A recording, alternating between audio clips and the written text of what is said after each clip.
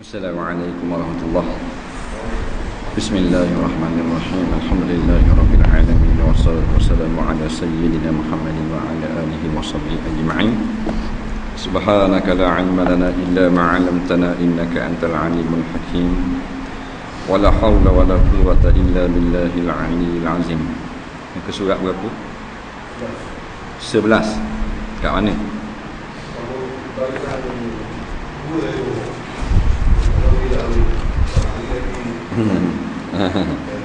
Cari.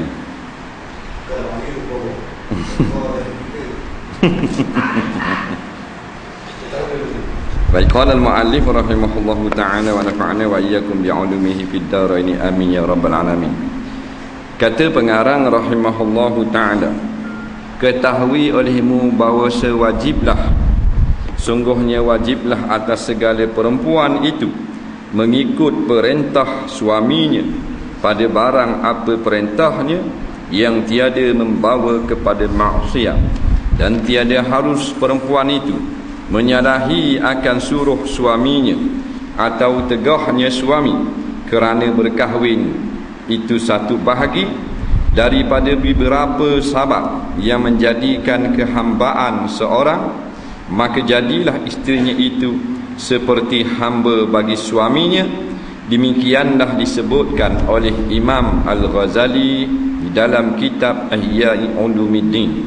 Baik, katanya, dan sesungguhnya hendaklah kita tahu wajib atas orang perempuan, maknanya isteri, mengikut semua perintah suami. Segala, semua perintah, bukan sebahagian perintah, semua perintah. Siang atau malam tak kira, semua hak suami suruh, perintah-perintah ni suruh lah. Kadang-kadang suruh dengan mulut, kadang-kadang dengan isyarat, tak kira lah. Kadang-kadang tulis surat, mesej dan sebagainya. Semua perintah suami wajib kena taat. Perintah mana? Perintah yang tidak maksiat. Maksiat ni makna derhaka kepada Allah. Kalau perintah suami itu tidak derhaka, wajib kena tunduk. Pada mana? Pada masa ketika isteri itu ada kemampuan melunas ataupun menunaikan perintah. Contohnya, maknanya asalnya benda itu tak wajib, tapi bila suami suruh menjadi wajib. Nah, dia ada benda hak memang wajib selalu dah, ada benda hak tak wajib, dia kena suruh baru wajib. Contohnya, hormat kepada suami, hak ni dak payah suruh. Bukan kata suami kena kata hari ni hormat kepada aku, ada ayah. Tiap-tiap hari sepanjang masa wajib hormat ke suami. Tak nanti suruh hak tu. Ada benda yang suami suruh jadi wajib, tak suruh tak wajib. Umpama nanak nasi atau buat air, suami kata lapar perut nanak nasi maka wajiblah orang perempuan isteri ni dia masak nasi. Tadi tak suruh, tak wajib. Suruh buat air test cawan, dahaga tekak, jadi wajib lalu dah. Tadi tak wajib. Itu perintah yang berkait dengan suruh.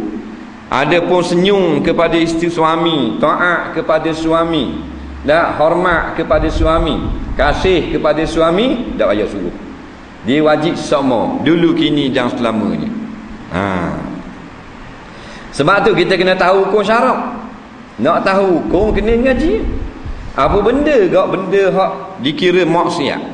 Sebab bila kita tahu benda tu maksiat, suami suruh, kita boleh tunang. Pasal ramai kata haram, dah lewat lah, dah wajib kena buat. Dah benda apa haram? Haram lah. Nak main gitu. Belajar benda apa haram. Sebab kalau kita tak belajar, kita tak ingat ke tak haram. Bila kita belajar agama, baru kita tahu benda tu haram. Jadi nak tahu benda apa yang dikira maksiat, kita kena belajar agama. Maka bila suami suruh benda tu maksiat, haram kita tunang. Kerana maksiat ni benda yang derhaka kepada Allah. Dalam bab tak ikut perintah suami, bila suami itu menyuruh melakukan maksiat, maka isteri tidak dikatakan derhaka. Derhaka ni suami suruh buat benda yang tidak salah, tidak derhaka, tidak maksiat, tidak mungkar, tidak dosa, kita tak buat, baru panggil derhaka. Contohnya, menutup aurat adalah wajib atas tiap-tiap perempuan di luar rumah. Nah, maka suami dia kata hari ni pakai baju t-shirt baju panas lengan pendek kali, nak pergi pasar minggu. Nak pergi jalan pasar minggu, mam dia pakai baju kurung tak mau, pakai jubah tak mau, baju cek kali. Kita kata suami dia, isteri dia tak ikut. Tak ikut tu orang panggil derhaka. Sebab kalau ikut derhaka ke Tuhan, taat kepada suami. Tapi kalau ikut ke suami, derhaka ke Tuhan. Kalau ikut Tuhan, jadi tak ikut suami. Hang mana? Tengok siapa besar. Suami dengan Tuhan siapa besar? Besar Tuhan. Suami dengan Tuhan besar Tuhan. Allah yang menjadikan segala-galanya. Nikmat suami itu pemberian Allah tau. Jadi dalam apa jua pun, dalam bab bersuami, di mana saja perintah Allah tak direka. Tak ada orang perintah dia mengatasi perintah Allah. Orang yang menganggap perintah manusia, peraturan manusia lebih besar, lebih patut didulukan daripada hak Allah, orang ni menyekutukan Allah. Maka innallaha la yaghfiru an yushraka bihi wa yaghfiru ma duna dzalika liman yasha' al-ayah. Sesungguhnya Allah tidak akan mengampun orang yang mensekutukan Allah. Nah, dalam kes rumah tangga, dia lebih taat kepada suami, padahal perintah suami itu derhaka kepada Allah. Dia anggap apa benda ni, peraturan ataupun taat ke suami lebih mustahak daripada taat kepada Allah. Dia telah menyekutukan Allah. Nah, di mana saja tak boleh lepas daripada perintah. Dalam negara ke, orang lebih taat kepada peraturan kerajaan, padahal peraturan pemerintah itu bercanggah dengan kehendak atau perintah Allah. Maka orang tu sekutu pada Allah. Ini syirik lagi ni.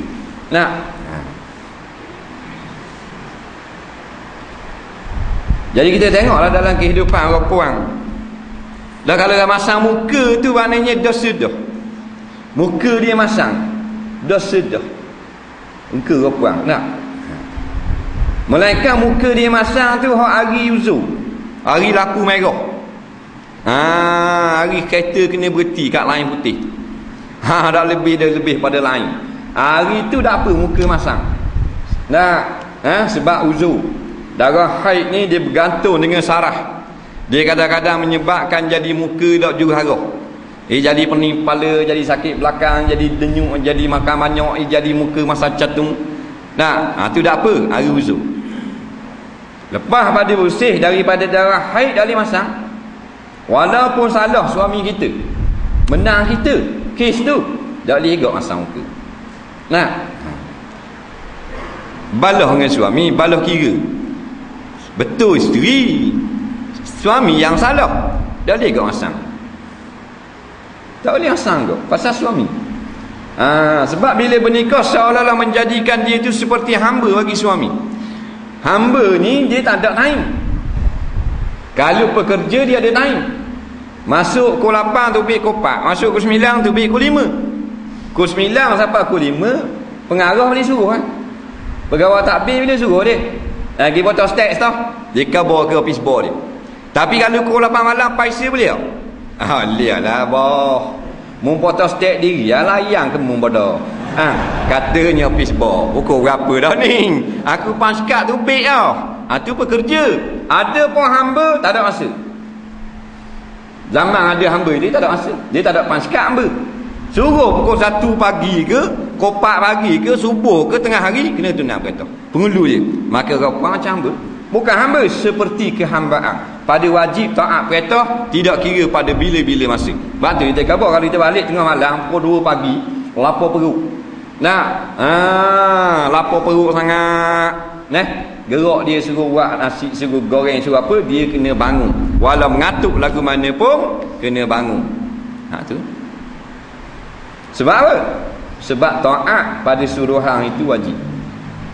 Nah, asal apa ada wajib nanok. Apa ada wajib buat air.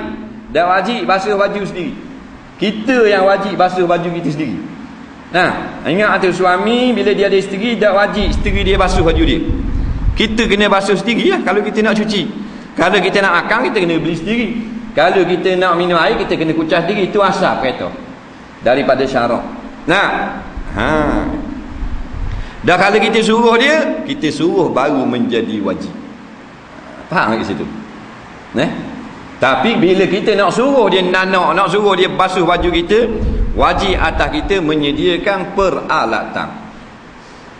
Kita nak suruh dia nak, asalnya bukan wajib atas dia. Boleh. Kita kena sedia alat. Kita kena beli dapur dengan beli gas, dengan sudu, dengan garpu, dengan puyuk, dengan belanga habis.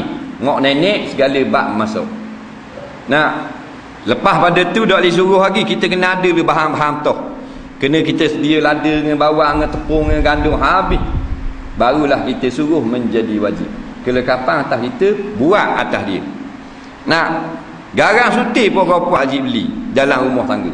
Semua tu hak suami. Walaupun nak makan dalam mulut dia, hak itu juga. Dia gitu. Oleh kerana itulah, mana-mana orang perempuan yang buat kerja rumah, dia berhak menuntut bayaran daripada suami dia. Dengar orang puan. Boleh. Dari segi syariat boleh. Ulama bersetuju apabila asalnya tidak wajib menyediakan makanan, pakaian dan sebagainya, maka dia berhak menuntut pemberian imbuhan daripada tugas-tugas tersebut. Asal dia dah wajib masak, kita yang beli masakan apa semua siap, jatuh rumah dia biar dia makan. Dia gitu. Jadi tiba-tiba kita suruh dia basuh baju kita suruh dia nanok, suruh dia buat air apa semua, nyapu rumah apa semua. Jaga anak kita, kena bayar gaji. Melainkan dia kata tak payah bayar tu lain. Tapi kalau bini kita kata kena bayar start bulan ni, dah dengar semalam ustaz khabar. Saya nak tak banyak, dalam 1,500 sebulan. Molek lah puang. Dah kita sangat duduk dah, kita tengok kita ambil orang buat kerja ada. Dah kita biar biti. Dah mana bini kita dak biti? Beri. Dah mudah apa orang baju kuning. Faham tak? Orang lain gebeng dia dengan baju-baju terus kuning. Orang lain kita ambil kerja, tunggu kedai kita, bukan kerja macam bini kita teruk. Suruh basuh gelas ya. Kita buka kedai, kita panggil budak sekarang basuh gelas. Budak tu kata boleh 20 ya sehari. Basuh gelas. Sudut asal gelas je. Faham tak? Kena bayar. Dah mana terukkan bini kita? Mana dengung?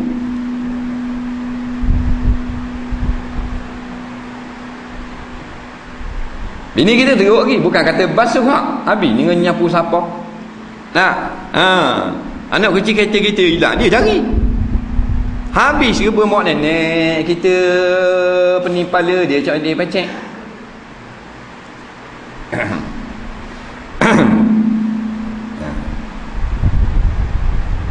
Jadi kalau dia kata kena bayar, dia kata gini bang, dalam bab basuh kita gini sekian sepeseng. Dah murah-murah dah sungguh. Cerita basuh nak sekian sepeseng tau. Baru nak sekian. Dengar kita bayanglah susah dia.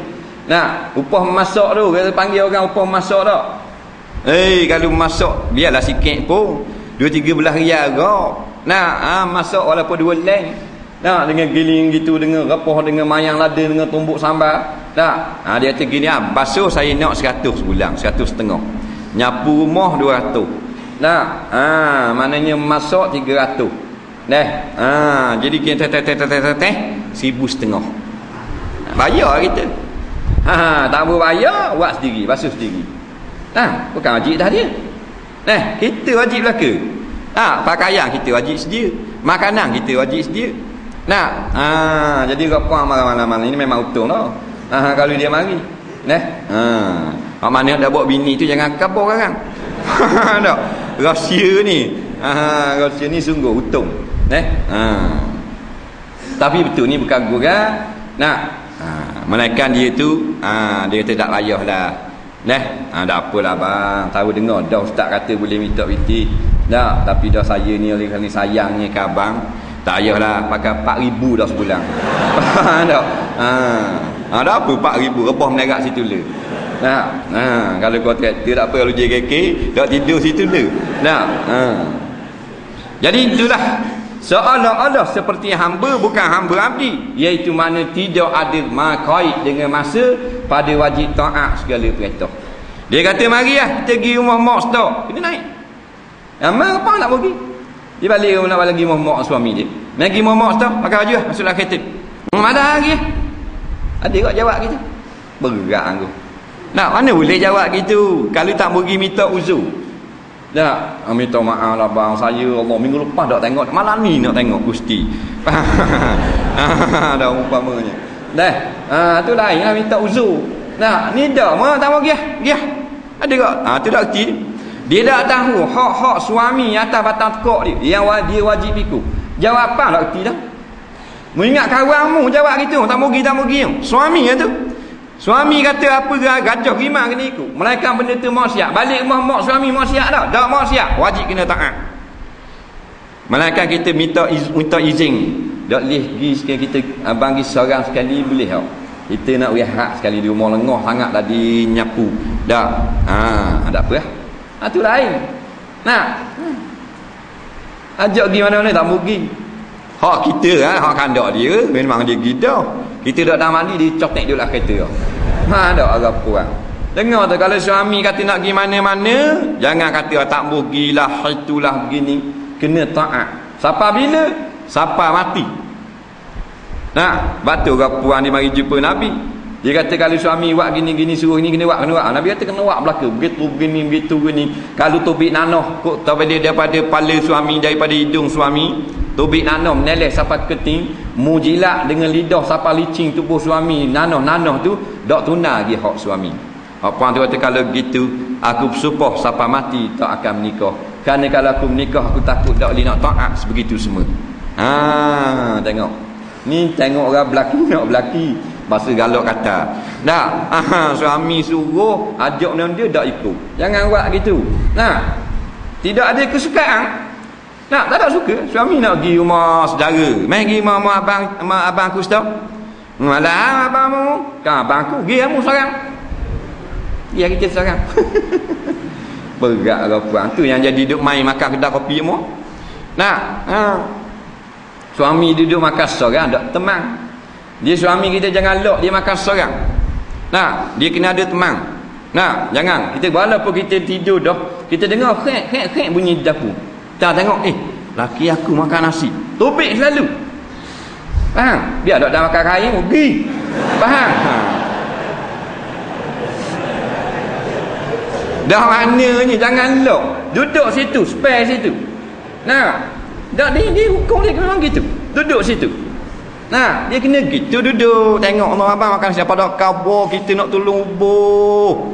Abang ni faham? Baru seronok dia nambah. Ni dah. Kita tengok makan pulak natang ni. Tadi makan dah. Duk main gitu laki kita. Dia duduk spare situ. Melainkan siapa suami kita marah barulah kita masuk. Pergi masuk aku muduk sini jadi logam makan nasi. Tu lain. Setengah lagi ke duduk situ. Duduk gitu kita tak apa dah. Siapa suami kita suruh lari baru boleh lari. Berapa kali kita nak ulang? Kalau suami kita balik kerja duduk atas sofa kita duduk selit celah dia. Dia naik duduk kat kursi makan kita masuk meja makan. Biar duduk dekat sama. Dia masuk dapur kita ikut belakang macam anak itik sekati. Dia masuk mandi kita mandi atas. Biar gitu baru seronok. Dia tengok kita nak mandi, dia mandi seorang. Okey. Dalam nuak main pelakon cetong. Mau pelakon bak gigi, kita pelakon sapu. Dia pelakon beruh jambang, kita lik bahagian muka dia semula. Faham? Jadi seronok. Kakak nak mandi. Segar. Betul tak Ji? Buat selalu mana ni. Dengar dah. Lama cucu kata warna tak kira aku. Faham tak? Main mandi dua orang pula ketuk ni. Lama pula. Maka setengah daripada kelebihan perempuan mengikut bagi suami iaitu masuklah ia ke dalam syurga. Balasan ada. Nampak? Tak ada. Balasan yang paling sempurna syurga. Dunia ni bukan tempat balasan, walaupun sebahagian kita dapat dah balasan. Tapi bukan balasan. Siapa yang dapat balasan dalam dunia ni bukan balasan kamal, bukan balasan yang sempurna. Nampak? Kamalul jaza fil jannah. Kata ulama, kesempurnaan balasan amalan itu di dalam surga. Tapi kadang-kadang kita tengok dunia dapat balasan dah. Orang yang berkata benar, orang yang berlaku adil, Tuhan balas dah dunia. Nak dikasihi oleh manusia. Dah sama dengan balasan akhirat tadi. Hebat lagi dalam syurga. Nak. Jadi pemda dapat syurga. Kalau lawang suami tak ikut kata suami, tak dapat syurga. Bila tidak dapat syurga, sebelah ada syurga. Dia tak ada 3, 2 je. Nah, heaven and hell dia panggil. Syurga atau neraka. Ni Nabi kata, ramanya mak kuat perempuan dalam neraka. Maka ditanya Jibril, kaifa zalika ya Jibril? Kenapa terjadi seperti itu wahai Jibril alaihi salam? Umat aku lelaki itu memang ramai dah hak dalam neraka, tapi ramai lagi umat Nabi hak perempuan. Beriak cok nak masuk neraka perempuan. Kata Jibril, wazalika likillati ta'atihinna lillahi wa rasulih. Yang demikian itu kerana kurang mereka itu taat kepada perintah Allah dan perintah Rasul. Ya sungguh. Cerita Isra' Mi'raj ni iklan daripada cerita yang begitu panjang di hari kiamat nanti. Nah, iklan tidak tunjuk banyak, dia tunjuk sikit. Tapi iklan potongan daripada hak akan berlaku sungguh. Macam cerita keling nak main. Dah, cerita Hindustan nak main iklan dulu lah TV. Dia main kat gigi berapa jam Hindustan apa dia? Berapa jam Hindustan? 3 jam kaki dia tahu lah. 3 jam. Tak. Jadi dia main minggu depan. Dia tunjuk dulu sikit. Seminit je dah. Gocoh dah lah tak kapal. Lepas tu aero kena lenyek dia kereta giling. Sikit-sikit tunjuk. Dah lah. Nampak? Sekarang dalam hak 3 jam tu ada tak tu? Ada tak? Ada lah. Gitu juga dalam Isra' Mi'raj, i'lan pemberitahuan sedikit dulu sebagai amaran apa yang akan berlaku di akhirat nanti. Ginilah cedokkan cerita ni. Jadi bila Nabi kata ramanya perempuan masuk dalam neraka, Jibril kata kerana dak ramai taat ke Tuhan dan taat ke Rasul. Maknanya perintah agama. Agama ni Allah dan Rasul lah. Agama Islam ni Quran hadisnya. Ulama mentafsirkan, menyempurnakan penafsiran, melengkapkan syarahan dan maksud tu saja. Nah, jadi asal Islam, asal agama Allah dan Rasul. Allah isyarat kepada Quran, Rasul isyarat kepada hadis. Hadis wahyu juga balik pada Tuhan belaka. Mana dak taat kepada hadis, dak taat kepada Allah Subhanahu wa taala. Memang sungguh orang puang ni. Hak bersuami dak taat ke Tuhan, hak tak ada laki tak bersuami, hak anak dara pun lebih lagi dak taat. Nak dak kira lah sepatutnya seorang suami menjaga isterinya daripada perkara-perkara haram. Di antaranya janganlah didedahkan isterinya di khalayak ramai. Jangan dibenarkan isteri dia daripada melakukan perkara yang tidak elok pada agama, yang haram pada sisi syariat. Tak ada hak. Suami yang tukang alta, suami yang tukang beri galakkan, suami yang tukang ajar isteri buat maksiat. Keluar dalam surat khabar 2 hari lepas, suami mengiringi isterinya dengan doa kejayaan bagi peserta Akademi Fantasia 6. Suami tolong doa. Isteri masuk Akademi Fantasia. Akademi Fantasia ni satu majlis maksiat laknatullah. Faham tak? Iaitulah berjoget, menyanyi, mendedahkan aurat, melaungkan suara yang haram dengan penari latar yang memang mendedahkan aurat. Dengan latihan-latihan yang kita tengok cukup menganjing dengan agama, tidak pedulikan masalah peraturan hijab dan sebagainya. Memang satu benda yang maksiat di sisi Allah. Maka suami pula mendoakan kejayaan isteri dalam satu pesta maksiat yang paling ramai menarik penonton. 4 juta orang dijangka nak terlibat penonton hidup tengok Akademi Fantasia. Suami tolong doa. Patut suami tu lo igat isteri dia tu. Dia tahu isteri dia masuk Akademi Fantasia nyanyi lagu ni, dia heret bini dia depan khalayak ramai. kodang situ le bol lagu ni rendang dalam air cor. Muna sangat. Tak, bahasa dak erti bahasa malu air 7 keturunan. Kalau anak kita puang nyanyi di khalayak ramai. 7 keturunan air. Jadi 7 keturunan ni seolah-olah dak reti agama. Siapa anak cucu dia dak reti hukum gitu semua. Boleh siapa di atas petak. Ramai. Nyanyi orang puang ni budak-budak je boleh. Faham? Budak-budak apa? Budak puang, budak orang lelaki dak pula. Orang lelaki ni makruh. Pendapat yang ramai makruh nyanyi. Selama mana maknanya perkataan lirik dia tidak haram, maka makruh. Nyanyi lagu biasalah, mu comel, mu manis, mu menawang. Tak, bukan kata-kata agama. Kalau kata-kata agama harus. Tak, kata-kata semangat harus. Nah, nyanyi lagu bodoh, makruh orang lelaki. Nah, orang puang haram. Faham? Melainkan orang puang je dengar, maka makruh. Orang puang dewasa dah, hak tu biar haid dah. Nyanyi orang puang dengar, makruh. Nampak lagi? Dan ni bukan orang puang dengar, orang lelaki tu sorok. Laki ada bawah tolong doa, ya Allah, wi menanglah bini aku, wi menanglah bini aku. Mu doa ke siapa? Nah. Dan kerana Allah Ta'ala kata fala taghda'na bil qawli. Jangan sekali-kali kamu kaum muslimat dan mukminat yang mengaku beriman kepada Allah dan hari akhirat melunakkan suara di hadapan laki-laki ajnabi. Takut jadi laki-laki yang fasik. Nah, jatuh fitnah di dalam hatinya, rasa keinginan dan seronok dengan suara. Itu. Sebab tu ulama setuju bahawasanya bang bagi perempuan azan adalah haram. Haram apa-apa. Pasal bang ni irfa' usauk, mengangkat suara. Nah, melunakkan suara. Tak boleh. Nah, dulu ni orang puang marhaban. Nah, ada pas PN 18 tahun, marhaban.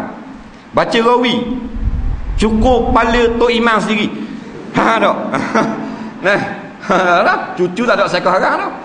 Ada pula orang puang baca rawi, orang muda-muda. Dah golongan lelaki orang dah anggil dah tua-tua. Marhaban hak tu hak surah dah anggil dah. Orang panggil anak dara pula. Haram. Dah kalau akademi fantasia. Nah, berlatih pula nyanyinya. Ada sipu, ada tuan guru Al-Fadil pula ajar. Hak ni ajar bagi yang taranum. Hak ni ajar ikhfa hakiki. Hak ni ajar bagi yang tajwid. Hak ni betul lidah. Nah, ada belaka. Bila tengah berlatih nyanyi tu, laki dengan puang yang berjaya masuk ke akademi fantasia, bukan laki bining. Jabat salang lah, bergalak lah, makan sama lah. Nah, kat dalam pak tidur tunjuk kau. Basuh baju tunjuk, jemur air tunjuk, duduk niaga atas katil tulis surat ke mak ayah kapur tunjuk. Dah molek ke sini. Leni orang Melayu jadi muka dak malu belaka. Sebab tu Nabi kata hatta law dakhalu juhra dabbin tabi'tumuhum. Akhir sekali orang Islam ni dia akan ikut Yahudi Nasara. Yahudi Nasara masuk dalam lubang bewok pun nak masuk juga dalam lubang bewok. Habis. Tu asal Yahudi Nasara. Program-program seperti ni. Nah, kita tengok saja dah. Dah nak main juga. Molek-molek ada. Suami mendoakan kejayaan isteri. Nah. Hak mak ayah tu ada. Bila dikatakan anak dia berjaya masuk akhir 12 orang dipilih akademi fantasia, apa menangis mak ni? Menangis. Kita ingat sedih, seronok, la ilaha illallah. Bodoh pada titik sekati. Faham? Anakmu akan kena masuk dalam api neraka dengan azab yang begitu mendidih. Perempuan mana yang menderakan aurat, yang menontonkan, mempertontonkan tubuh badannya di khalayak ramai, maka dia akan dipakaikan dengan pakaian daripada api neraka, belaking api neraka, sehingga tercabut habis kulit-kulitnya. Lepas tu Nabi kata Jibril, zalika liqillati ta'atihinna lillahi wa rasulihi. Tak ramai umatku yang perempuan taat pada Allah dan Rasul sekarang. Nak ada orang puang. Tu hak hiburan, hak sokang. Nah, kayak gini benda sukang sukma. Nah, sukma sukang. Tengok lagi. Satu majlis maksiat juga di sisi Allah. Bukan berlari tu maksiat, bukan berenang tu maksiat, mendedahkan aurat. Orang puang berlari luar pendek boleh. Ayah 3 kali haji. Anak berlari luar pendek 100 meter 4 kali 100. 800 meter ada lagi. Dah pakai luar pendek ke pakai kanan? Berlari. Luar pendek, baju kecil. Nampak? Ni balik tubik tali joli ke bigai, berlari. Nak? Haram, seharang-harangnya seolah-olah umat Malaysia ni tak ada nabi. Itu kan. Khabar kan? Seolah-olah kita tak ada nabi. Tak ada ulama, tak ada kitab. Dalam keadaan begitu mencabar neraka Allah Subhanahu Wa Taala. Nah. Siap majlis besar. Dahlah upacara lari tu bawa api ke dia bawa api. Upacara buat lari api ni asal daripada Greek. Nah, Yunani kuno tu yang beragama Majusi. Wajib dibawa lari api dan dimasukkan ke dalam stadium. Dan bila masuk dalam stadium, mestilah segala orang yang hadir di situ kena berdiri hormat kepada api. Iwak gitu stadium. Buat dirilah ke. Tengok masuk ajaran Majusi. Waktu Nabi hambah se fa abawahu yuhawidani au yudansirani au yumajjisani. Ibu bapa lah yang tak beri didikan agama hingga anak ikut cara Yahudi atau cara Nasara atau cara Majusi. Kita kata Majusi mana ada tu? Buat lagi api. Kemudian pula dalam acara Greek, agama Majusi kuno ni, bila diadakan satu majlis besar kena nyala api. Api itu tidak boleh terpadam melainkan setelah habis segala acara. Liwat gitu dalam hukam. Dah tak ambil. Man tashabbaha biqaumin fa innahu minhum. Barang siapa yang ikut upacara suatu kaum, maka dia termasuk dalam kaum. Hatu rosak akidah dah. Nah, dah bini berlari, anak berlari, pakai luar pendek, puang. Tuan-tuan kata puang, hak jatah tadi. Pakai luar pendek. Kalau hak parah lutut ada khilaf. Kalau akan luar cek berlari tak tahu kan. Nah, 800 meter, 800 meter. Lomba jalan kaki 1,500, 3,000, 4 kali 1,000, 4 kali 80,000 meter. Faham? Macam-macam kali. Nah. Tu kata. Habis bang kecong belaka. Nah, majlis maksiat. Dah ayah mari kata. Anak berlari. Ayah mari kata, anak boleh masuk final. Ayah mari kata dengan kereta atau dengan kaci atau dengan wajah atau kepala lari minyak saja. Faham? Tu. Padahal anak nak buat maksiat, anak nak cabar ketuhanan Allah, anak tu seolah-olah tidak beriman dengan adanya azab api neraka di akhirat nanti. Batu anak tu berani. Mana-mana ayah yang membenarkan anaknya berlari di khalayak ramai perempuan dalam keadaan mendedahkan aurat, maka ayah itu dapat nama fasik serta merta. Jadi bapa fasik, mak jadi ibu fasiqah. Itu saja. Nak berenang dia. Pakai guna? Oh. Kita tak je tengok haji je tengok tak. Pakai gitu. Minat. Dah minat. Moyang awak berlakon gitu. Nah. Tengok muka macam minat je. Nah. Dah kalau pakai berenang Allah. Puang terjun dari atas papang. Tum, mak lelaki tekan sorok. Nah. Kena hak berenang irama. Oh, jahat dia tu. Punggung saja tu imbu ke air. Imbu. Mana dak? Lapang mata tu. Kita tak apa buat modal. Orang lain boleh tengok. Dah. Dah majlis maksiat, majlis derhaka. Tu kata. Ya kalau kita tak bertindak, tak buat apa-apa. Dengan kita turun bala habis. Dengan kita dan turun bala Allah. Dan mari ribut, mari tsunami, mari apa? Dengan kita mampu kerah habis. Bukan hak mari sokang je. Berlari hak kata berlari sunnah Nabi, berlari lagu mana? Berlari bukan berlari tunjuk aurat gitu. Berlari tutup aurat. Bukan salah berlari, tak ada masalah. Kalau puan nak berlari 100 meter lompat pagar boleh. Pakai kana, pakai jubah, pakai jibak labuh, pakai maknanya tutup aurat. Dah apa benda nampak macam ke kembeh berlari lepul. Ada apa? Ada. Ni berarti tepi tu pula betul kasut. Hak tungging pula. Hak tungging masih kat garisang. Hak tu power tu. Tak.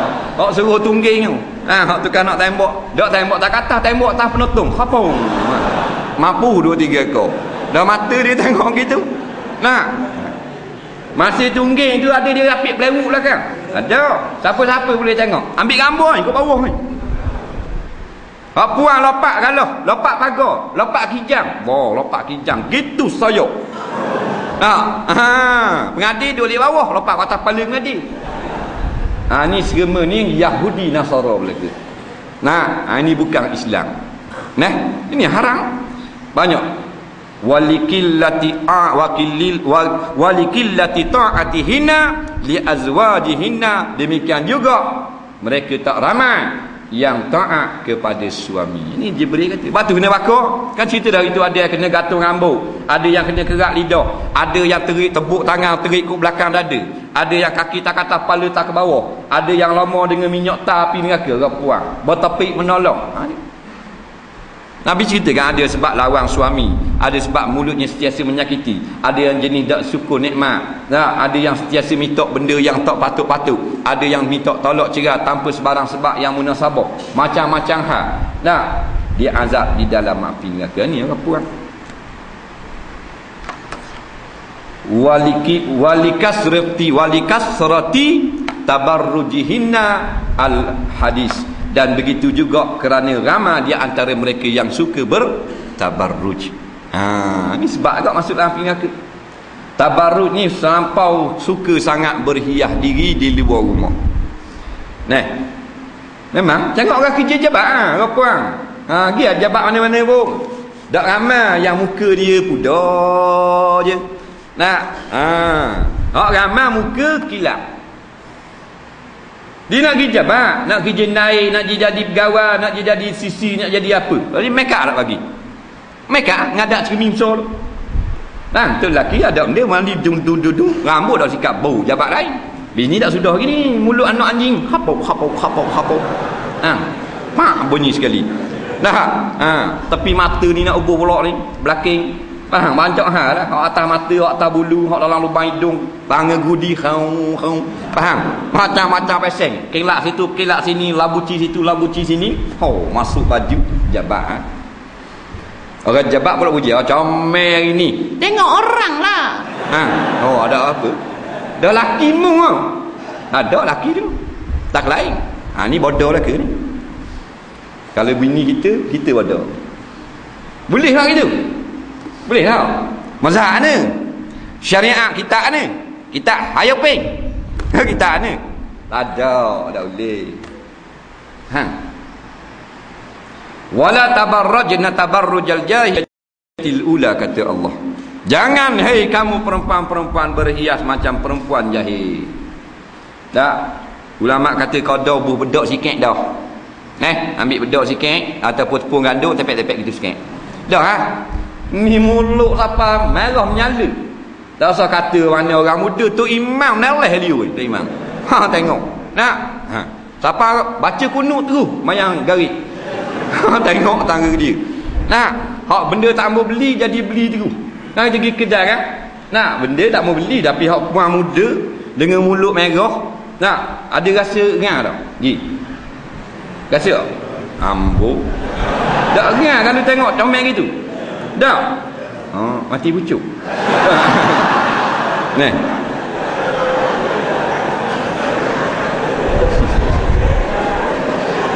Molek-molek duduk luar naik datang. Tak sungguh. Orang jabat lah tu kau. Boh tengok, merah hari ni. Merah. I suka merah. Berapa lakimu duk main ai gitu. Ambil. Pakai baju lawa untuk apa? Supaya orang jabat tengok. Pakai kasut tumit tinggi. Depan suami ada kasut tumit tinggi dengan kaki ayam. Nak jadi cikgu, sama-sama cikgu. Nak jadi cikgu dah. Bedok muka dengan gelik tu gelik. Pergi ngajar. Dari ni ngajar laki kita tengok dah. Laki orang lain. Dia ada bini dia orang lain pula tengok. Dia pasing itu. Umat yang rosak sekarang ni. Umat rosak. Bukan tak boleh keluar, tak boleh kerja. Jaga peraturan hijab, peraturan zina, peraturan tabarruj. Banyak peraturan. Peraturan ni dia panggil the way of life, cara hidup. Kalau kita terjemahkan kepada itu, maksudnya agama Islam kan? Islam ni kalau nak keluar gini, orang nak keluar kena buat gini. Kalau nak kerja tangga ni caranya. Kalau pakaian ni sepadang ni, tu orang Islam. Dah kalau ikut syekh, tak orang Islam. Hadar gitu. Tak? Taat lah. Kita taat pada perintah agama. Bukanlah agak kerja tak. Tu dak capu gurau ni. Dak gurau pula dengan sama kawan jabat. Dia bukan setah 8 jam. 8 jam dia ngadak meja. Ni meja hak laki orang. Bini kita duduk sini. Ni, ni komputer dia, ni komputer bini kita. Dia main gitu. I nampak you belakang Giant buat apa? I Skodeng. Macam-macam. Gurau belakang. Dah gurau. Dia lama-lama mesra. Bila mesra makan minum air tak keting. Daripada akad daripada meja lain. Kalau bini kita tu yang berlaku. Nikah pula cegah maksiat takak lah, begitulah, mitok pasah lah, apalah. Ni berlaku. Sebab hijab nak jaga, peraturan nak jaga. Boleh ke gitu? Tak boleh. Dah bos jabat panggil sud dalam. Nak bercakap masalah ni masalah besar, masalah jabat. Dalam 3 jam tak selesai lagi. Panggil bini kita masuk dalam. Tutup itu. Close the door. Dah. Cakap autis sikit. Bini kita masuk dalam. Bini dia ada rumah. Bini kita masuk dalam tu. Dah sembang situ lah. Cakap ni boleh tak? Orang dia dalil, orang inah. Orang dia. Dalil. Dah waktu siapa tanggung kita, tanggung dosa. Sebab tu lah kalau kita rasa cukup dah makan, dia duduk kerja jabat sangat, tak usah kerja lah, duduk rumah. Kalau tak cukup makan tu hal lain lah, dia tanggung diri lah. Tapi sebaik-baiknya tak usah lah. Kalau bor kerja grup-grup puang lain, walaupun di luar rumah set-set puang belaka, tu lain. Itu masalah. Walaupun tak berlaku benda-benda berat seperti zina dan sebagainya, benda-benda kecil haram. Kan khabar dah dia ala tastahyun, kenapa kamu tidak ada rasa malu pada muka-muka kamu? Antatruku nisaakum, banyak kamu biarkan akan isteri kamu. Nampak? Bainar rijali, di antara laki-laki yang bukan mahram. Yang zurna ilaihim wa yang zuruna ilaiha. Isteri kamu tengok jatang lain, orang-orang jatang pakak tengok bini mu belaka. Dia kata duduk sebilik 3 jam tak apa. Kita duduk di rumah bini kita dah ada orang jabat panggil boh jabat. Nampak? Assalamualaikum, waalaikumsalam. You bini you ada rumah? Ada. Panggil jabat. I nak dia hadir selalu. Kita baru minum tokat Ali. Tak? Bos jabat panggil, kena pergi. Mana boleh dah pergi? Ketua pengarah. Bini kita. Masyarakat nikah kita bayar, bukan ketua pengarah bayar mas kahwin. Kita bayar macam nak mampu. Kita akan nikah, kita jawab nikah. Bos jabat boleh panggil. You datang sekarang, suruh you bini you datang sekarang juga. Kau sebelah ada hak mustahak pergi. Ngah halang. Amin. Hak keluar outstation sama. Kena mesyuarat Getih Highland, Pulau Pinang, Johor Bahru. Pergi tak? Pergi. Dah dalam kereta. Ke mana? Tu yang kata-kata bila lama dah boleh anak buat ni muka anak macam muka bos jabat aku. Aku tak ada lubang hidung luah gini. Macam muka ketua pejabat bini aku. Padang muka. Rambut-rambut ketel gini mana ada aku rambut ketel gini. Padang muka. Ini kita ni telah masuk lama dah nak bercelaru di dalam kehidupan kita. Kena buka balik. Pokak lagu mana pun buka balik. Hak busuk tu jadi balik molek semula. Itu saja. Tidak kita bertanggungjawab di hadapan Allah. Bini kita masuk neraka dengan kita masuk dengan sebab salah tarbiyah daripada kita. Bini kita tak tutup aurat, kita juga kena terima hukuman. Kerana mereka duduk di bawah rentahan kita. Tapi kalau kita masuk neraka, bini kita tak masuk. Dia tak wajib nafkah kita, dia tak wajib ajar kita agama. Kita yang wajib dia jaga dia, tarbiyah dia, jaga hukum hakam makan minum halal belaka atas kita.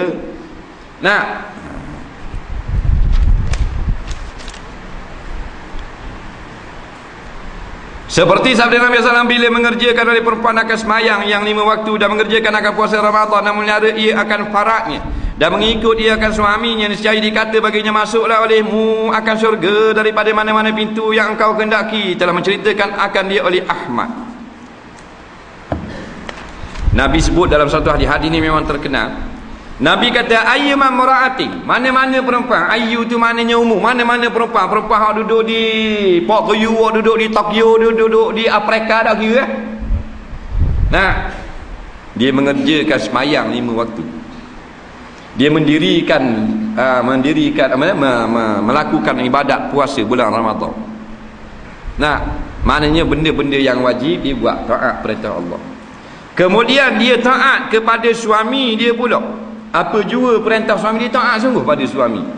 Maka perempuan ini diberi pilih masuk dalam syurga. Di barang mana pintu yang dia nak masuk, dia adalah orang penting. Dia orang besar di akhirat ni. Batulah orang puang yang mari tanya Nabi, ya Rasulullah, saya ni wakil muslimat.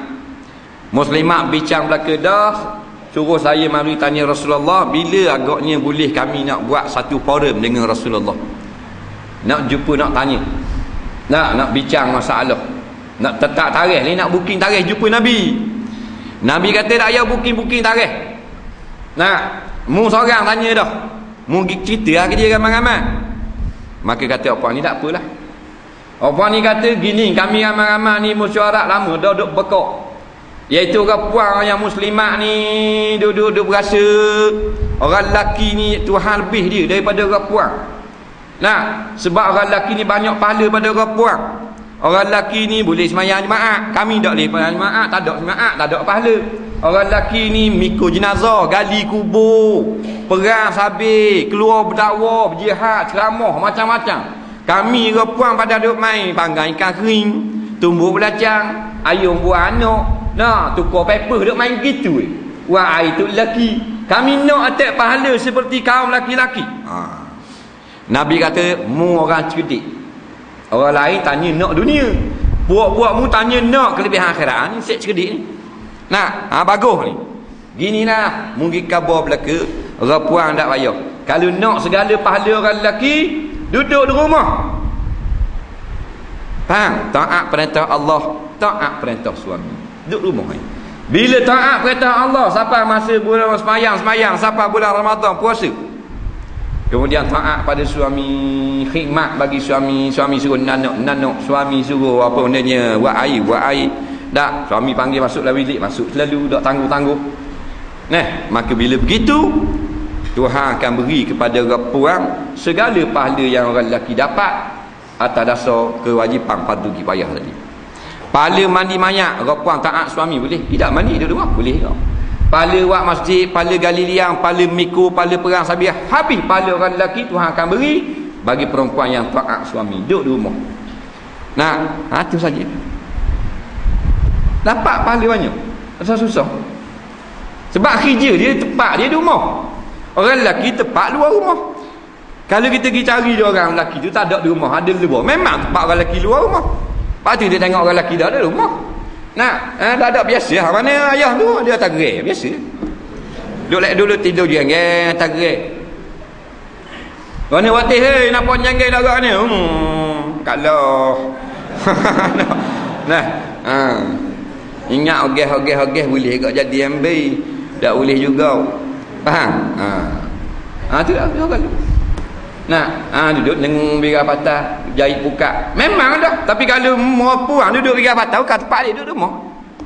Ni lelaki duduk rumah, lelaki. Dia main perah satang lelaki. Dia main goreng ikan, dia main nyapu sapah. Bini ada. Bahana ni mosu tahan ni tadi. Dari pagi-pagi tadi kata nak pergi main ting, tak alih garik. Duduk luar rumah rapang tengok beriak cok rapang luar rumah pasal minggu rapang ke ramai lelaki ramai rapang kata rapang awak tak tahu mau pergi mana-mana IPT 70% rapang kolej apa semua rapang 80% 65%. Tengok naik bas turun bandar hari satu puang ramai lelaki sikit. Tengok budak sekolah naik bas lelaki narang puang 45 orang. Lama kita itu tahun 80-an pergi sekolah. Budak lelaki 40 orang, puang 8 orang. Puang pula duduk tak kursi senyap. Leni lelaki narang senyap duduk. Takut tak. Budak puang penuh keliling pas. Hok gatung di tangga belakang, hok naik ke atas tak. Buah kana lepeh tu kaki junga duk atas angin. Orang puang, budak puang ni. Tu. Habis jadi terbalik pekerjaan belaka. Jadi baliklah. Bila balik tak jadi kerja. Balik karang ambil kobeh, ambil ikan, ambil lada, ambil apa, kita pun goreng. Tapi syarat punggung kuali lepak tak atas. Nah tak, mulut tak ke bawah. Goreng kan. Dah boleh makan sikit harang. Topoh habis. Ni punah jahanam ni, kuali balik. Nah, orang puan dia nak segala-galanya orang lelaki buat, dia nak buat belaka. Ni daripada barat ni. Dia nak tinggi, berdiri sama tinggi, duduk sama rendah. Ini ucapan perempuan-perempuan kafir laknatullah daripada barat. Nah, inilah asalnya yang telah menghancurkan negara Turki, negara Islam yang terakhir. Nah, Hacılbu Turki. Dia masuk dengan persatuan wanita, pertubuhan wanita. Banyak dia desak. Desak maknanya saka sama banyak. Desak sama-sama maknanya boleh, maknanya cerai isteri atau isteri cerai suami. Nah, kalau nak cerai kena ada mahkamah. Ni semua daripada kafir laknatullah belaka. Nah, dia nak segala pekerjaan. Islam dia membenarkan orang perempuan bekerja yang munasabah dengan keadaan fizikal dia. Tapi barat tak ada kira. Mu boleh. Lepas tu tengok sekarang kita ke arah sesat. Orang perempuan buat kerja orang lelaki, ada apa-apa. Nah, orang puan kerja bomba boleh tau. Nah, orang puan kerja bomba nak pikul tangga rumah pakar, nak golek tu, nak golek paik tu. Punggung dah lah besar. Sekali tak golek paik tang malang tumbah. Angun letung mak rumah. Kalau dia ada. Orang puan lelaki jadi komando, dia komando kau. Makan anak ke, makan berok. Komando. Orang lelaki terjun belong, dia terjun tak? Hacılbu jatuh. Nah, ada. Pelik je ni. Nah, orang lelaki jadi darah pula. Tapi dah TV kan orang lelaki persatuan gubah bunga. Orang lelaki bunga yang ni letak kat sini. Berapa orang? Orang lelaki. Faham tak? Orang lelaki main bunga. Jangan berat nandang. Misal genyak ke baju ni. Main bunga dah. Ni Tuhan tunjuk dah. Nyanyoklah dunia ni. Orang puan main silat ada dia. Nah, orang nikah dulu silat orang lelaki. Orang puang lah ni awet silat. Mulai ada. Orang puang silat tak ting pelapuk. Nah, lelaki tak main. Kamu nak main? Tak main. Bini aku main silat. Dah mu main dah. Aku main anak-anak itu kan. Dah orang cetong terus. Apa jadi gininya? Jadi terbalik abila. Ni yang kata modern mau tu ding kata tu kenali mapuh agama. Hacılbu habis agama. Tu modern. Mau tu ding. Mau mati ding agama. Modern mau tu ding mapuh agama. Ada ah. Punah jahanam habis. Nah, ni majoriti orangnya tak faham Islam. Nah, dia nak peracur, orang nak peracur ada dah duduk diam siang malam jadi Nasara. Kita hak Islam pula tak mau faham Islam. Tak mau duduk dengan ulama-ulama. Kau muda Hacılbu Islam. Nah. Dan lagi cerita Ummu Salamah wallahu a'lam. Kita ada beberapa soalan. Ya.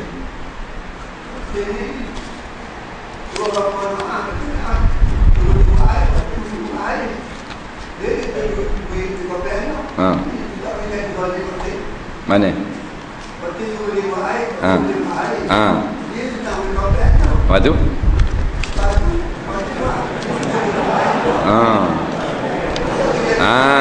Baik. Suami suruh buat air, isteri duk ngopek anak, duk nyusu. Bila kita suruh dia buat air, dia kena bangun, kena letak anak. Jadi soalan tak ke jadi zalim, kena letak anak gitu. Jawabnya tak zalim. Zalim ni wada'u syai' la fi martabatih atau la fi mahalli. Kita melakukan suatu perkara tidak kena pada tempat ni. Adapun meletakkan anak lepas tu pergi buat air, kena tak pada tempat ni? Kenalah, tu dah tu. Nak takkan dia ambil anak letak dalam beseng. Baru tak kena. Kalau tak kata zalim gitu. Dah pelik.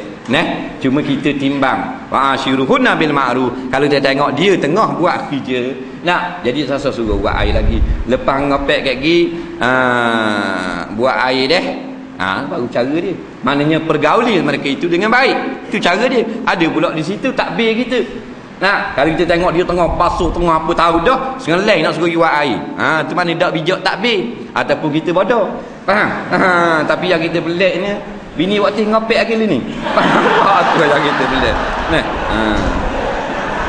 Ni kau baru. Contoh-contoh lah.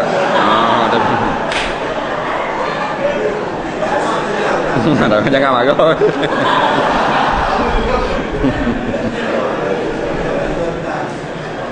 Bagaimanakah cara menyempurnakan wuduk di mana anggota wuduk berbalut ataupun luka? Yang kedua, jika dengan cara air wuduk bersama tayamum, adakah dapat menyempurnakan satu solat fardu saja? Yang ketiga, apakah perlu ganti semua solat itu semula atau solat sunat hadas setelah anggota wuduk telah sempurna dilakukan kembali? Baik. Ditanya masalah tayamum. Baik, anggota kita luka. Kita nak melakukan benda, nak melakukan wuduk, maka wuduk dia ada anggota yang tertentu. Kalau kita nak melakukan mandi hadas, dia tak ada anggota, dia semua anggota. Mandi hadas semua anggota tak? Tapi kalau berwuduk dia ada anggota yang wajib.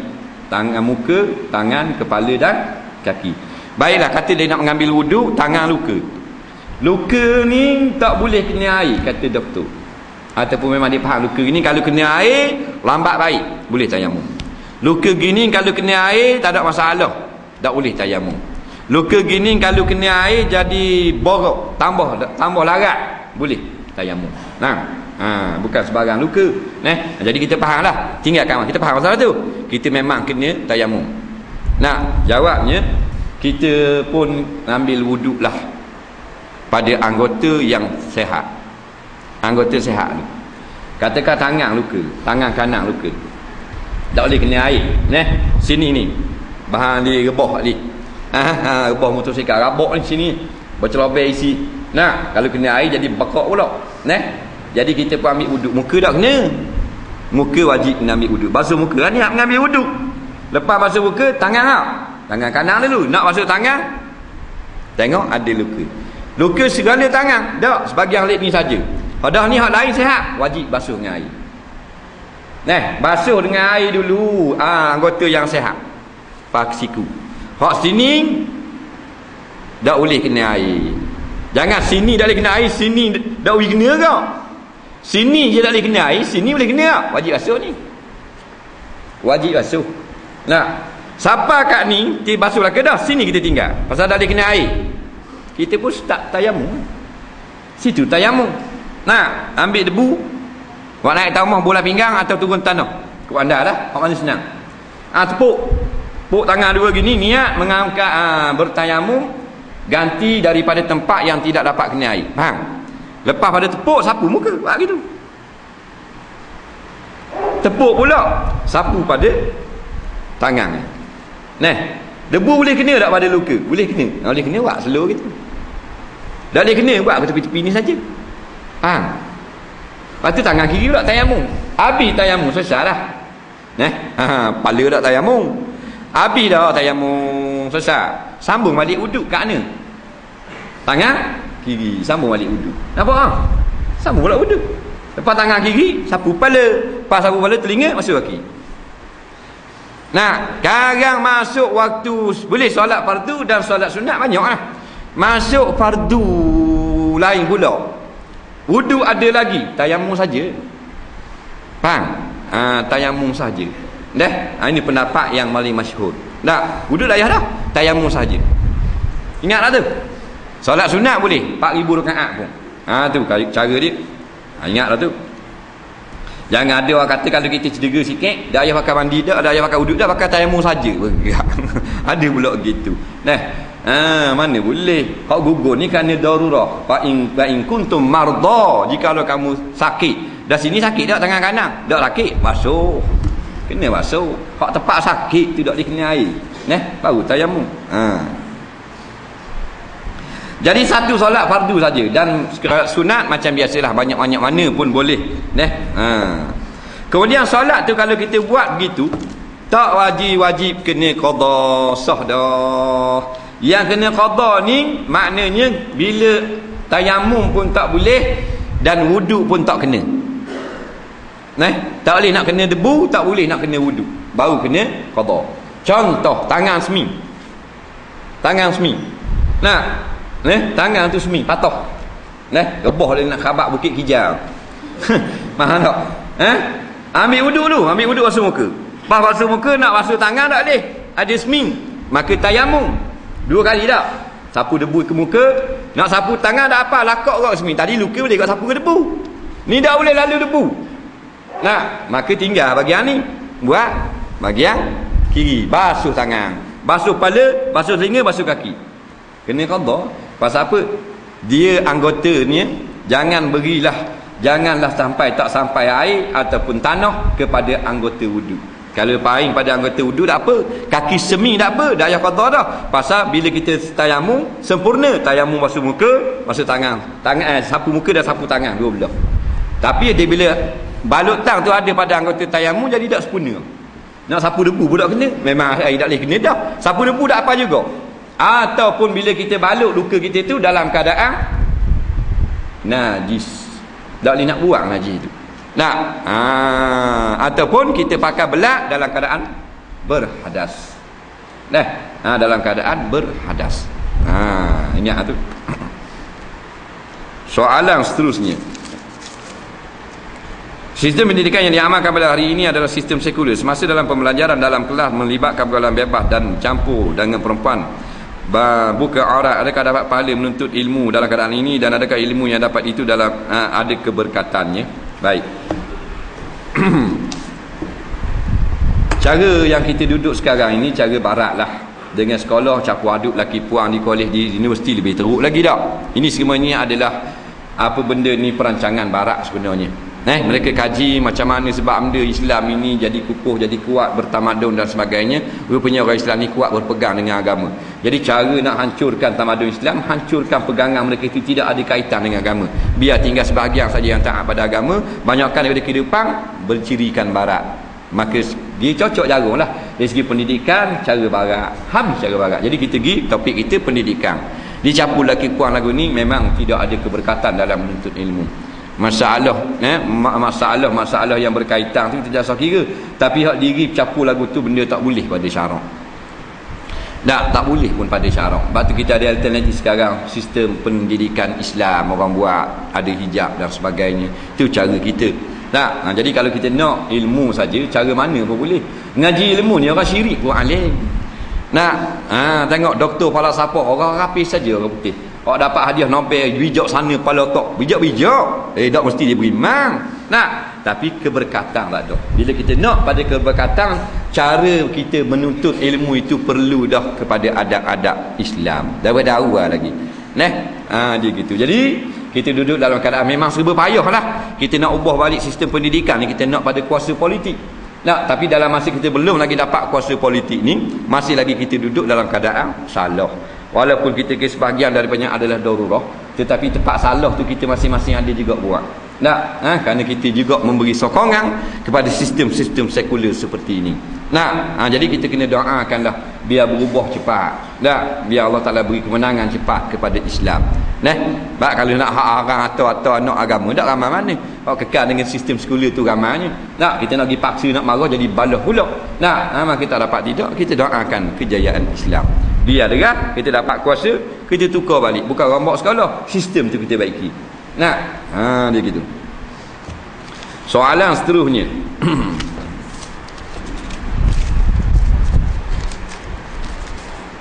Saya solat subuh tapi saya dah baca kunut, sah tak solat saya tu? Jawabnya kita tengok dulu, kunut tu benda hukumnya. Rukun semayang ke? Syarat sah semayang ke? Sunat ke? Jawabnya kunut subuh adalah sunat semayang, bukan rukun semayang. Sunat sembahyang sahaja, bukan rukun sembahyang. Jadi sunat semayang ni kalau kita tak buat, tak batal pun semayang kita, tak ada masalah. Cuma dalam mazhab Syafi'i, dia adalah sunat aba'ah, baca kunut. Orang yang tertinggal baca kunut sunat sujud sahwi. Sunat sujud sahwi supaya dapat fadilah. Jadi tak sah balah masalah ni.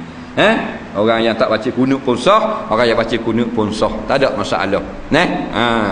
Jadi siapa yang tertinggal baca kunut tak susah hati, hukumnya tetap sah semayang. Kerana dia bukan rukun semayang, dia adalah sunat-sunat. Tapi ada kelebihan dalam doa-doa kunut itu sendiri. Sebaik-baiknya janganlah sengaja kita tinggalkan, melainkan kita nak lerah. Ada hal mustahak, kita nak jalan bah, nak jalan dah, kita semayang dengan jalan dah, dengar start bah dah, ayah baca kunut tinggal pula. Ada orang kata hal politik tak boleh campur dalam hal agama, betul tak? Tak betul lah. Sebab Islam ini di segala-galanya, dia tak macam agama lain. Islam agama yang syumul. Syumul ni bahasa Arab, Melayu dak erti. Melayu maknanya segala-galanya ada. Tu orang panggil Islam. Dan agama lain dia ada hak ibadat saja, hak personal saja, tak ada hak undang-undang. Ada hak ni, tak ada hak muamalat. Islam habis daripada munakahat, ibadat, apa benda muamalat dan jinayat. 4 ni menjadi Islam. Tak khabar sama dah. Daripada 4 ni lah jadi Islam agama kita, fiqh ni. Itu jadi syariat. Yang pertama ibadah, yang kedua muamalat, yang ketiga munakahat, yang keempat jinayat. 4 ni. Ibadah satu suku daripada satu Islam. Munakahat suku daripada satu, iaitu Islam. Jadi bila kita ada dah sekarang ibadat Islam 1/4. Ambil pula muamalat. Ada tak muamalat? Ada dah muamalat Islam, bank Islam, apa pinjaman cara Islam, gadaian Islam. Tak. Akad jual beli dan sebagainya, hutang dan sebagainya. 2 daripada 4. Munakahat, nikah kahwin cara Islam lagi kita. Banyak tak yang ikut peraturan Islam, pakai wali, pakai saksi, pakai apa. 3 jinayat tak ada.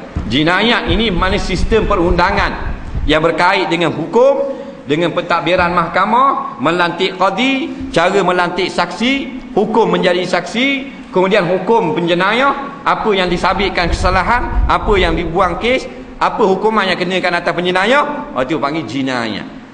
Nampak? Jinayat kita tak ada. Jinayat ni tak ada. Jinayat ini termasuk dalam pentadbiran juga. Dalam pentadbiran inilah yang ditolak-tolak sangat oleh sekular yang tak berahi pada Islam. Jadi kita ada 3 suku, 3/4. 1 tak ada. Sistem politik Islam. Ekonomi tu rujuk kepada muamalah. Sosiologi tu kehidupan munakahat kita hidup ni. Ekonomi hak tu. Muamalah, pentadbiran, siasah ni. Nak jaga negara ni, tu siasah tu bagi politik. Tak ada. Bila tak ada 3/4 ni. Tu 3/4, 3 suku. Tak sihat 3 suku. Gila lagi. Jadi orang yang memisahkan apa benda pentadbiran daripada agama, datang daripada agama Kristian. Ini sekular memang asal daripada penderhaka Kristian. Mereka asal orang Kristian ni ada menggunakan kitab Injil dalam kehidupan, tetapi mereka tolak, mereka nak masalah mereka suku, pemerintah, masalah agama, kitab Injil. Akhirnya keluarlah perkataan yang selalu kita dengar, ma li Isa li Isa wa ma li Qaisar li Qaisar.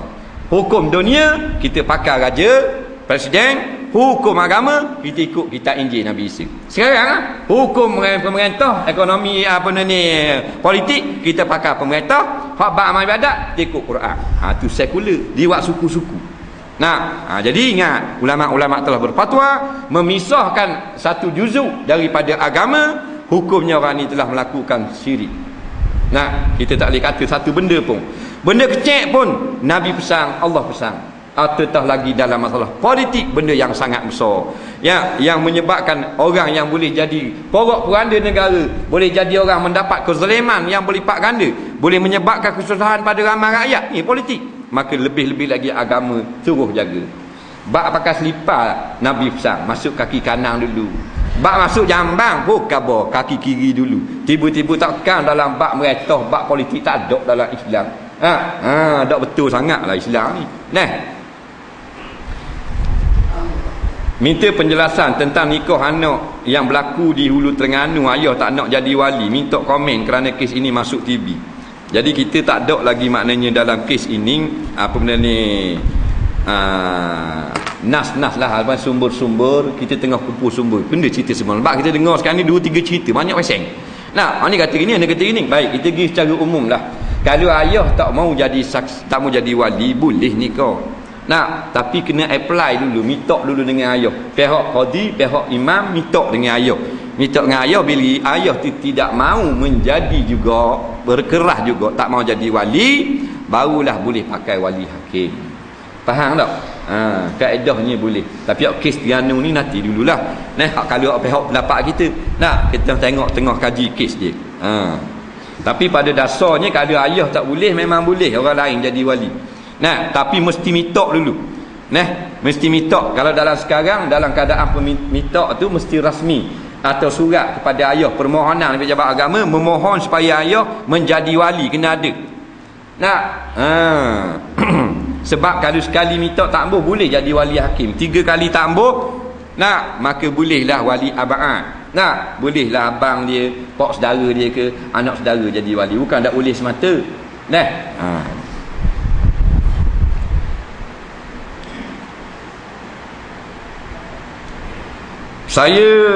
saya sampai saya sampai lewat untuk solat pada rakaat pertama.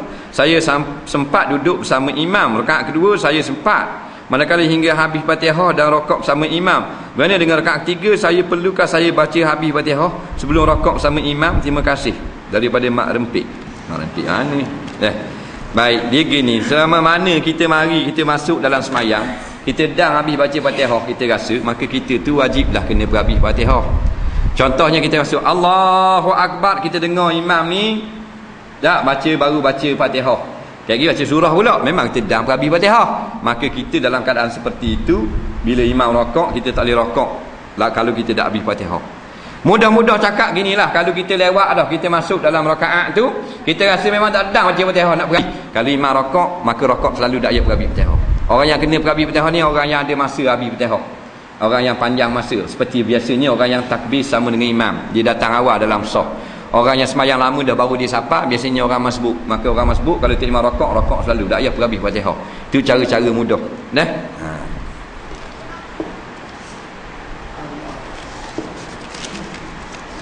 Ni benda pula.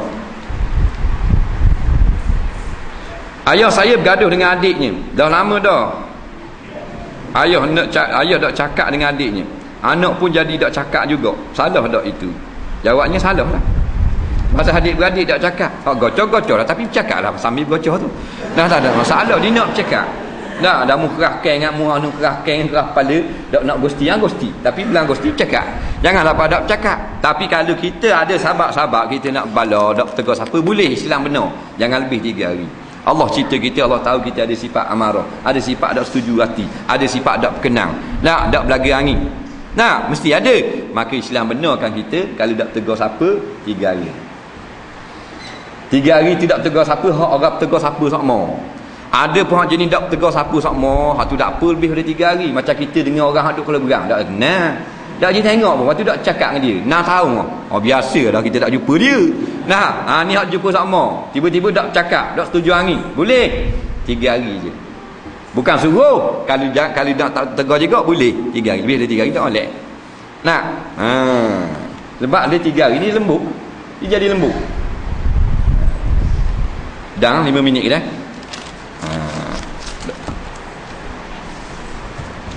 Baca habis ni tak dang ni, naknya korang hujang dah. Allah Rabbi, tak apalah. Kalau hujang tak balik tak boleh ke? Kita baca sampai pukul 12 boleh.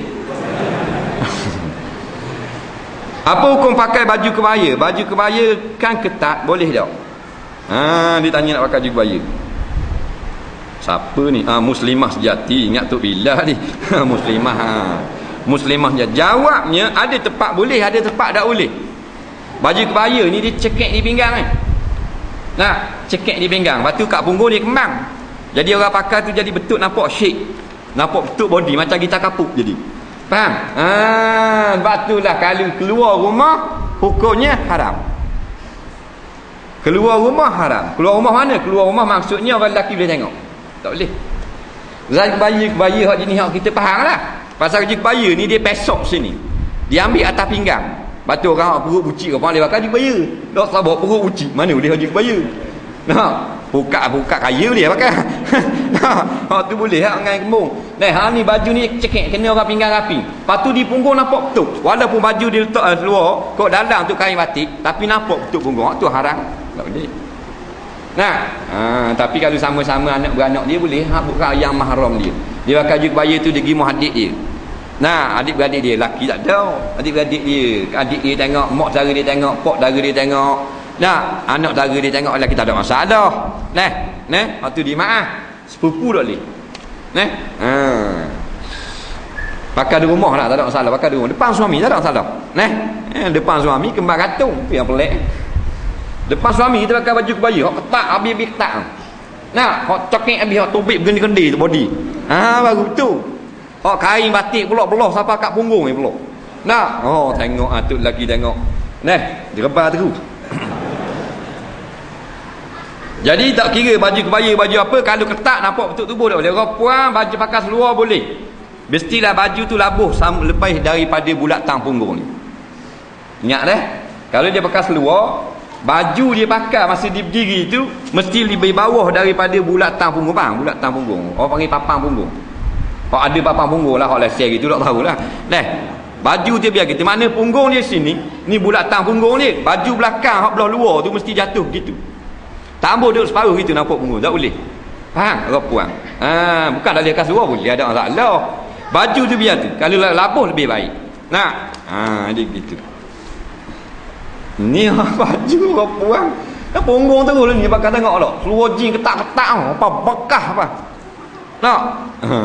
Kita para lari steering. Tengok tak dia. Faham tak? Berat budak puan ni. Ayah jadi pasang, adik-beradik jadi pasang. Kalau tahu tak kata apa. Nah, punah jana habis anak dara. Duduk kerja kedai pek kedai orang kafir laknatullah, pakai seluar jin ketak apa semua punah habis. Punah jana habis. Seluar Yahudi yang gitu. Nah, orang lelaki makruh pakai seluar bekas gitu. Makruh. Nah, Saya ada anak kecil, kadang-kadang saya bangun untuk solat subuh lambat, tapi pada masa yang sama anak bangun, jadi saya kena menyusu anak sampai terlepas solat subuh. Apa hukumnya? Hukumnya haram lah. Tak boleh nyusu anak. Pasal nyusu anak ni bukan sampai ada nyusu mati. Nyusulah dulu. Makna boleh kita nak solat lewat boleh. Kita bangun dalam waktu subuh, anak nyusu. Kita nak semayang pun boleh. Nak ngopek anak boleh, ngopek anak dulu boleh. Lepas ngopek anak tinggal baki lagi daripada waktu udang solat subuh, situ solat subuh. Jangan strik sampai habis solat. Faham lagi? Dalam keadaan biasa, anak dak menangis, kita solat subuh awal, ambil fadilat awal waktu. Tapi dah anak menangis nak kopek, kita kopek dulu, menyusu dulu. Jangan sampai habis waktu. Kita anggap dah kalau 7 habis waktu. Kita sampai 6.45. 6.45 nak ngopek lagi, tak situ layan apa ke dia? Takkan kita solat subuh dia mati terus. Kalau dia mati pun kerana kita semayang subuh, dah lagi untung. Faham lagi? Janganlah kerana anak kita lalai daripada Allah. La tulhikum amwalukum wala auladukum an zikrillah. Janganlah harta atau anak melalaikan kamu ingat pada Allah. Yang boleh darurah tinggal semayang. Lain anak jatuh dalam tali air, anyuk nampak lagi timbul tegelang. Nak kita bahas semayang subuh dulu. Bodoh tu. Tu lain menyelamat nyawa, ni menyusu je. Tak ada masalah. Lewat sikit habis kuat cering gitu. Barang hantaran kahwin biasanya ganjil. Kalau tak ganjil boleh tak? Hantaran ni dia nak ambil witir. Semayang witir malah. Hak ngata nak ambil witir. Dia kata mak kita buat 8 bekas dah. Katanya anak dara hak nak menikah. Mak hak bodoh dia kata, "Hei, orang dak buat genak. Orang buat ganjil.